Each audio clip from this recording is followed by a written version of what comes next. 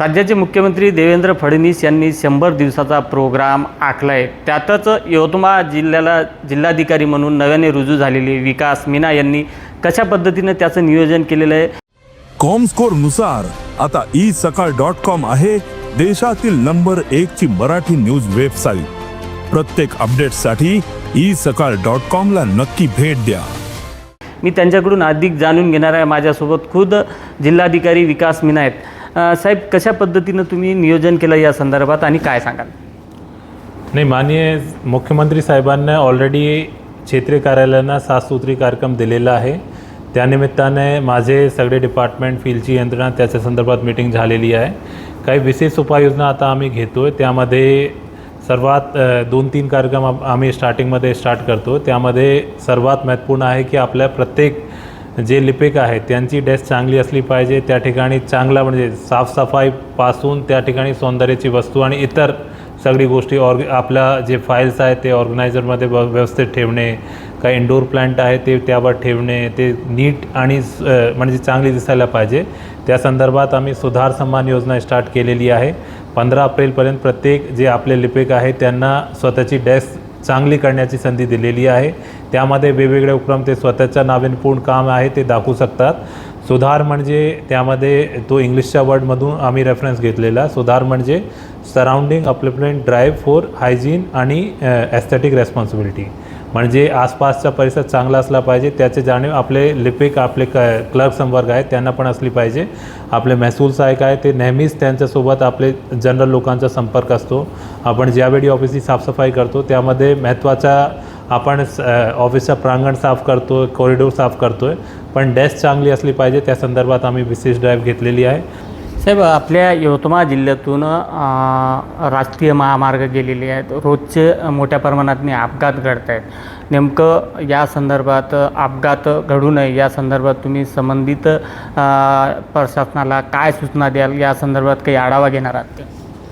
नाही, ज्यावेळी माझा म्हणजे मी जॉईन झाला होता आणि RTOने मला कॉल ऑन केला होता त्यावेळी पण मी तोच विचारला की आपल्या जिल्ह्यामध्ये ब्लॅक स्पॉट किती आहे, ते आपण कसा रीतीने रिपेअर करू शकतो आणि ज्या ठिकाणी दुर्घटना जास्त होतात ते आपल्याला कसं न कसं रीतीने आपल्याला कमी करायचे। तर त्यांना स्वतःची रिपोर्टमध्ये दाखवला होता की जवळपास ते मागच्या वर्षापासून हा वर्षी त्यामध्ये कामाची प्रगती झालेली आहे, ब्लॅक स्पॉट कमी करण्यात आलेला आहे। तरी पण अजूनपर्यंत या विषयासंदर्भात माझी डिटेलमध्ये मीटिंग झालेली नाही। पण आपला फोकस तेच राहणार आहे की काही रस्त्याविषयक काही दोष असेल, काही लोकांचा ऑलरेडी सभेचा विषय असेल, म्हणजे ड्रायव्हिंग संदर्भात विषय असेल, ते सगळे विषय आपण सॉल्व्ह करून अपघातचा विषय आपण सॉल्व्ह करण्याचा प्रयत्न करू। सध्या यवतमाळ शहरामध्ये मोठ्या प्रमाणात रस्त्याची कामं सुरू आहेत आणि कामं सुरू असतानाच अशात रस्त्याची कामं विस्कळीत झाल्यामुळे वाहन चालकांना मोठ्या प्रमाणात त्रास सहन करावा लागते। या संदर्भात तुम्ही काय उपाययोजना करणार आहात?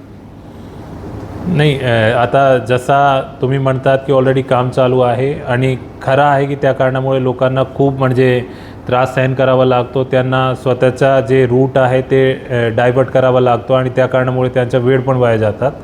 यामध्ये महत्त्वाचा तोच आहे की जे कॉन्ट्रॅक्टरने जे काम घेतलेलं आहे त्याला आपण गती देण्याचा प्रयत्न करू, त्याच्यावर दंड लावण्याचा विषय आहे तो ते पण करून घेऊ। पण स्पेसिफिकली यवतमाळ संदर्भातच नाही, हे विषय खूप म्हणजे आपल्या इतर पॉकेटमध्ये बी आहे, त्यावर पण स्पेशली लक्ष देऊन CO असेल, PWD असेल या इतर कार्यालय आहेत त्यांना सूचना देण्यात येतील। आपल्या महसूल खात्यात अनेक ठिकाणी ज्या काही तहसील आहेत त्यामध्ये तलाठी गेल्या 15 ते 20 वर्षापासून एकाच ठिकाणी ठाण मांडून आहेत। तुम्ही इथं नव्यानं रुजू झालेला आहेत, त्यामुळे असे ज्या पद्धतीनं एकाच ठिकाणी बसून असलेले तलाठी आहे या संदर्भात काही ठोस उपाययोजना तुम्ही काही कारवाई संदर्भातली काही पुढाकार घेणार आहात? नॉर्मली तलाठींची प्रशासकीय बदली होतात, त्यासोबत त्यांची विनंती बदली पण होतात। त्याचा निकास ऑलरेडी फायनल आहे। जर निकास सोडून जर कोणी त्या ठिकाणी बसला असेल त्याची आता मईमध्ये आपण बदली करण्याचं नियोजन करतो आहे आणि मईमध्ये जर असे तलाठी जे ऑलरेडी 15 वर्ष एकाच ठिकाणी एकाच सजावर असेल तो त्यांची बदली आम्ही दुसऱ्या तालुका दुसऱ्या सजामध्ये करण्याचं प्लॅनिंग केलेली आहे। ठीक, शेतकरी आत्महत्याग्रस्त जिल्हा म्हणून यवतमाळची संपूर्ण देशामध्ये नोंद आहे। त्यातच कुमारी मातेचा प्रश्न देखील मोठ्या प्रमाणात जिल्ह्यात आहे। या दोन्ही जो महत्त्वाचे विषय, या कलंक लागलेला कलंक पुसून काढण्याच्या दृष्टिकोनातून तुमचे पाऊल कशा पद्धतीनं असतील आणि या संदर्भात काय भूमिका घेणार? माझा अनुभव तोच आहे की आपल्याकडे जे पर कॅपिटा इन्कम आहे, शेतीची उत्पादकता आहे ते कमी आहे। त्याचा एक लोड परिवारावर असतो, परिवारचे कर्तावर असतो आणि त्याच्या कारणामुळे आत्महत्याची प्रवृत्ती आहे ते डेव्हलप होतात आणि त्याच्या कारणामुळे आपल्या जिल्ह्याचा एक विषय त्यामध्ये एक गंभीर विषय यामध्ये येतो आहे. तो विशेष लक्ष माझा आपला कृषी उत्पादकता आहे ते वाढवण्यासंदर्भात राहणार आहे. आपल्याकडे रोजगारचे इतर सोर्स कसा डेव्हलप करू शकतो, जसं आपण आता आदिवासी क्षेत्रामध्ये CFR देतो, त्यामध्ये आपल्याकडे वेगवेगळे प्लांटेशन ॲक्टिव्हिटीमार्फत आपण लोकांचा इतर सोर्स कसा डेव्हलप करू शकतो. आपल्या जिल्ह्यामध्ये पर्यटनाची चांगली संधी आहे, ते आपल्याला वाढवावं लागेल. सोबत आपल्याकडे ऑलरेडी कृषी संदर्भात मनरेगामार्फत या कृषी डिपार्टमेंटमार्फत वेगवेगळी योजना चालतात. त्यामध्ये शेततळेची योजना आहे, विहीरची योजना आहे, गोठ्याची योजना आहे. त्याच्यामार्फत आपले शेतकरी बांधवांना कसा रीतीने लाभ गतीने भेटेल त्या संदर्भात माझा विशेष लक्ष राहणार आहे. आणि विशेषतः जे मला वाटतो की शेतीसोबत आपल्याला पूरक उपाययोजना पण करावा लागेल.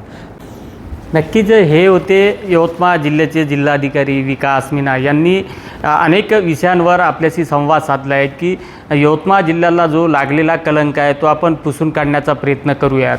त्याचसोबत नागरिकांची गैरसोय होणार नाही या दृष्टिकोनातून वेगवेगळे उपक्रम आपण राबवतोय. त्यातूनच नागरिकांना, सर्वसामान्य नागरिकांना आपण दिलासा देण्याचा प्रयत्न करणार असल्याचं आश्वासन त्यांनी आपल्या साम TVशी बोलताना दिलं आहे. संजय राठोड, साम TV न्यूज, यवतमाळ. देश विदेशातील प्रत्येक घडामोडींचे लाईव्ह अपडेट मिळवण्यासाठी आता साम टीव्हीच्या सर्व सोशल मीडिया प्लॅटफॉर्मला लाईक, फॉलो आणि सबस्क्राईब करा. तसंच सर्व नोटिफिकेशनसाठी बेल आयकॉन प्रेस करायला विसरू नका.